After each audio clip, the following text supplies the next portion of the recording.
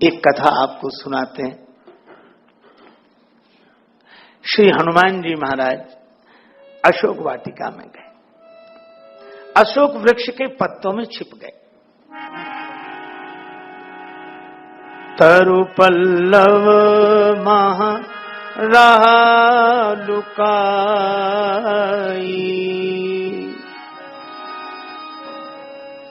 करई विचार करों का भाई, करई विचार। श्री हनुमान जी अशोक वृक्ष के पत्तों में छिप गए। अब इस सोचने लगे कि मैं क्या करूं। उसी समय रावण आया। कई अवसर रावण तह आवा, संग नारी बहु किए बनावा। सबको लेकर आया, साम दाम सब तरह से श्री सीता जी को समझाने की चेष्टा की। अंत में कृपाण लेकर सामने खड़ा हो गया। कटियाऊं तब सिर कठिन कृपाणा। 1 मास की अवधि देकर चला गया। इस कथा से हम आप सभी परिचित हैं। उसने तो मंदोदरी आदि रानियों को भी दांव पर लगा दिया। मंदोदरी ने भी मन में सोचा होगा, जब उसने कहा मंदोदरी आदि सब रानी तब अनुचरी करूं पन मोरा, तुम्हारी अनुचरी बना दूंगा, तब मंदोदरी ने सोचा होगा कि ये पति है कि विपत्ति। हाँ? मंदोदरी मन में सोचती है, मैंने जो सहा है अपमान आज वाटिका में, शायद वह सहा हो कभी किसी और नारी ने। मैथिली को प्राप्त करने के लिए मुझको ही दांव पे लगाया पति मेरे दुराचारी ने। किंतु जानकी ने एक बार भी निहारा नहीं, यत्न तो अनेक किए काम के पुजारी ने। सीता की ऋणी हूं मैं, राजेश नहीं रावण की, मेरी तो बचाई लाज जनक दुलारी ने। सीता जी ने मेरी लाज बचाई। रावण चला गया। श्री सीता जी को लगा कि मैं राम नाम स्मरण कर रही हूं, और राम नाम स्मरण करने वाले के साथ यह व्यवहार। रावण कृपाण ले लेकर डराए धमकाए। अच्छा देखो, अगर भगवान का नाम लेने वालों के साथ भी ऐसा होगा तो नाम लेगा कौन। एक सज्जन से हमने कहा कि भैया भगवान का नाम लिया करो, तो बोले लेंगे। 3 महीने बाद मिला, हमने कहा क्या हाल चाल है, तो कहने लगा कि संकट और बढ़ गया है। हम भजन नहीं करते थे तभी मजे में थे, हमने जब से ये भजन शुरू किया तब से और परेशान है। अच्छा, प्रायः लोग ऐसा अनुभव करते हैं। लेकिन एक मैं आपसे निवेदन करूं, ये पुरानी एम्बेसडर थी, उससे हम लोग यात्रा कर रहे थे। उसने अचानक एक जगह गाड़ी रोक दी। हमने कहा क्या हुआ, तो बोला गाड़ी गर्म हो गई है। तो हमने कहा कैसे पता लगेगा। कहा ये जो टेम्परेचर की सुई है ये इधर ना आकर इधर बढ़ रही है, देखो। तो मैं उसी की तरफ गौर से देखने लगा कि गाड़ी खड़ी की है तो टेम्परेचर की सुई इधर आएगी, पर जैसे ही उसने गाड़ी खड़ी की तो सुई इधर ना आकर और उधर गई। तो हमने ड्राइवर से कहा कि चलाओ चलाओ, ये तो और गर्म हो रही है। तो वो हंसकर बोला, कहने लगा कि महाराज अभी फैन बेल्ट बंद हुई है, पंखे ने चलना बंद किया है, तो एक बार तो गर्म होगी, ये सुई उधर जाएगी, लेकिन ये पक्का भरोसा है कि गाड़ी अगर खड़ी रही तो सुई उधर जाकर फिर इधर लौटेगी। इसी तरह भगवान के भजन की गाड़ी आप ठहरा दो, एक बार तो प्रतिकूलता आएगी, लेकिन वह प्रतिकूलता फिर लौटकर अनुकूलता में बदल जाएगी। यह होगा ही। अब सीता जी के जीवन में इतनी प्रतिकूलता, रावण कृपाण दिखाए, डराए धमकाए।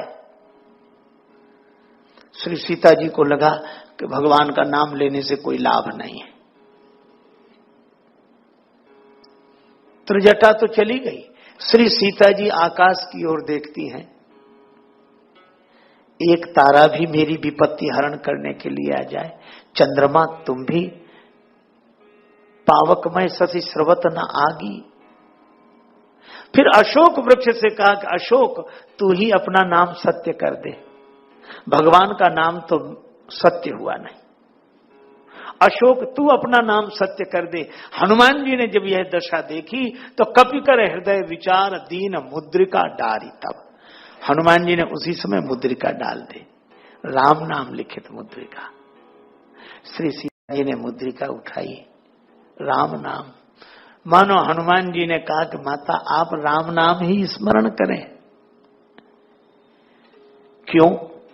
इसलिए आप ऐसे सोचें कि श्री सीता जी राम राम राम राम स्मरण कर रही हैं और रावण आ गया, तो पहले यह विचार करें कि रावण पहले आया कि हनुमान जी पहले आए। श्री सीता जी के जीवन में हनुमान जी पहले आ गए, रावण बाद में आया। तो भगवान का नाम स्मरण करने वालों के जीवन में प्रतिकूलता बाद में आती है, भगवान की कृपा पहले उपस्थित हो जाती है, भगवान का अनुग्रह पहले उपस्थित हो जाता है। लेकिन अंतर यही है कि रावण सामने खड़ा है इसलिए दिखाई दे रहा है, हनुमान जी सिर के ऊपर अशोक वृक्ष के पत्तों में है इसलिए दिख नहीं रहे हैं। भगवान की कृपा सिर के ऊपर होती है इसलिए दिखाई नहीं देती, परिस्थिति सामने होती है इसलिए दिखाई देती है। भगवान के नाम लेने वालों के साथ भगवान की कृपा हमेशा साथ देती है। और श्री सीता जी ने यह अनुभव किया। हनुमान जी ने कहा कि माता, जब बाद में परिचय हुआ, कथा सुनाई, तो कहा कि माता मैं आ गया। जानकी माता परिचय पाने के बाद कहती हैं, बेटा हनुमान, भगवान ने हमें भुला दिया। नहीं भुलाया, भुला दिया। अच्छा, भुला देने का प्रमाण क्या है? जानकी माता ने कहा कि जयंत के पीछे बाण लगा दिया, हरण करने वाले के पीछे बाण लगा दिया, चरण में चोंच का प्रहार करने वाले के पीछे बाण लगा दिया, हरण करने वाला रावण अब तक बैठा है, उसके पीछे कुछ नहीं। हनुमान जी ने कहा कि माता, उस समय तो भगवान आपकी गोद में सिर रखकर सो रहे थे, धनुष बाण कहां था? श्री सीता जी ने कहा धनुष बाण तो नहीं, लकड़ी की सींकें थी, फूलों का श्रृंगार कर रहे थे, उन्हीं लकड़ी की सींक को एक को धनुष एक को बाण बनाकर चला दिया।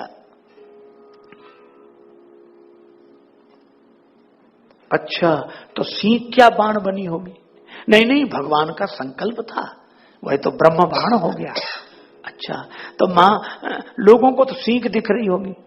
हाँ, तो ऐसा भी तो हो सकता है कि जयंत के पीछे सींक के रूप में बाण लगाया और हरण करने वाले रावण के पीछे किसी और रूप में बाण को भेज दिया हो। तो यहां किस रूप में भेजा? हनुमान जी ने कहा कि माता, सींक के रूप में बाण जयंत के पीछे लगा और बानर।